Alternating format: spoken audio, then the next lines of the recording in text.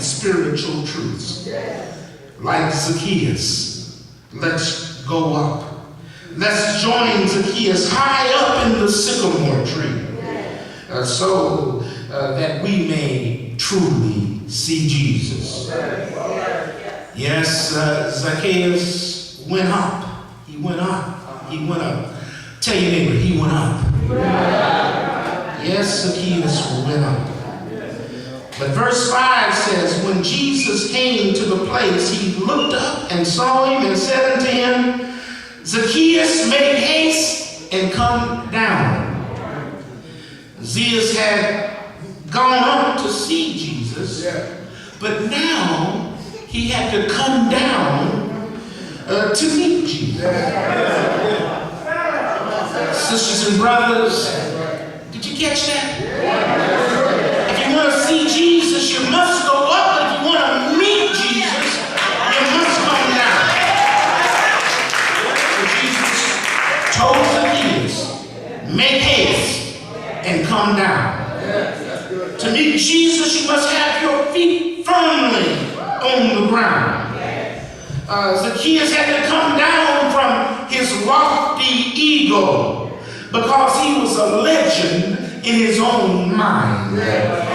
He was not only a publican, but he was the chief publican. Zacchaeus thought he was somebody, but Jesus brought him down to earth. Don't you know that if you think that you're high and mighty, Jesus will bring you down to earth? Don't you remember that he said the first will be last and the last will be first? Zacchaeus had to come down from his greedy superiority complex that had allowed him to get rich by cheating other people. Some of us think that we need power and position to stand tall in the world, but a true Christian should know that you stand the tallest and you reach the highest when you're down on your knees in prayer. Oh yes, you have to come down, come down, come down. As we follow the story further, allow me to remind you that Zacchaeus went up to see Jesus. He came down to meet Jesus. And now we see that Zacchaeus must go in to receive Jesus. For in verse 6, Jesus told Zacchaeus, today I must abide at thy house. And Zacchaeus received him joyfully. Sisters and brothers, the Lord seeks to abide in our homes and in our hearts. Will we, like Zacchaeus, joyfully welcome Jesus into our private spaces? If you want to receive Jesus, you must let him into all of the spaces of your lives. You can't have any hidden rooms or any locked rooms. When he says, I want to come to your house, he takes charge of the whole. He's one of those folk that makes himself at home whether you want him to or not. Some of us have some dark places in our lives and some unkept spaces in our souls, where we don't want anyone, especially the Lord, to see. Some of us have some untidy rooms in our souls that we ourselves don't even want to visit. But if we want to receive Jesus, we must meet him in those uncomfortable places. We must be willing to go inwardly, to say as the psalmist, search me, O God, and know my heart. Try me and know my thoughts. And if there be any wicked way in me, and lead me in the way everlasting. Zacchaeus went in for fellowship with Jesus.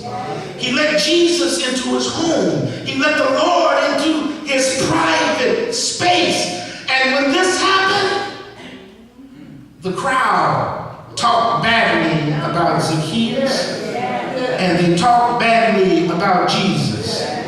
They all murmured, saying that Jesus was gone to be a guest with a man that is a sinner. But notice that in that whole encounter with Zacchaeus, there's no evidence that Jesus said one critical word to Zacchaeus. Jesus didn't call him any bad names. Jesus didn't put him down for being a sinner. Jesus didn't offer any negative words of judgment. And sisters and brothers, neither should we. Don't you know that Jesus said, "Judge not, that ye not be judged"? Isn't it amazing that out of that whole massive crowd, Jesus singled out Joe the plumber, Zach the publican, to save and restore. He looked beyond Zach's sins and saw his needs. So Zacchaeus went up to see Jesus.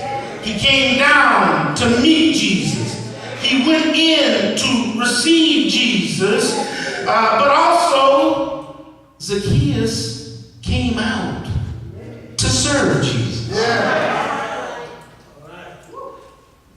What you talking about, preacher? Well, verse 8 tells us that Zacchaeus said, "Behold, Lord, the half of my goods I give to the poor."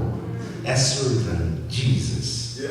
And if I have taken anything from any man by false accusation, I restore him fourfold.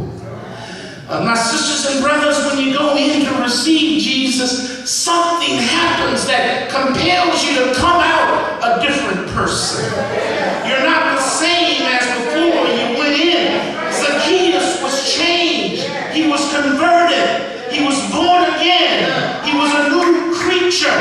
Behold, the old Zacchaeus had passed away.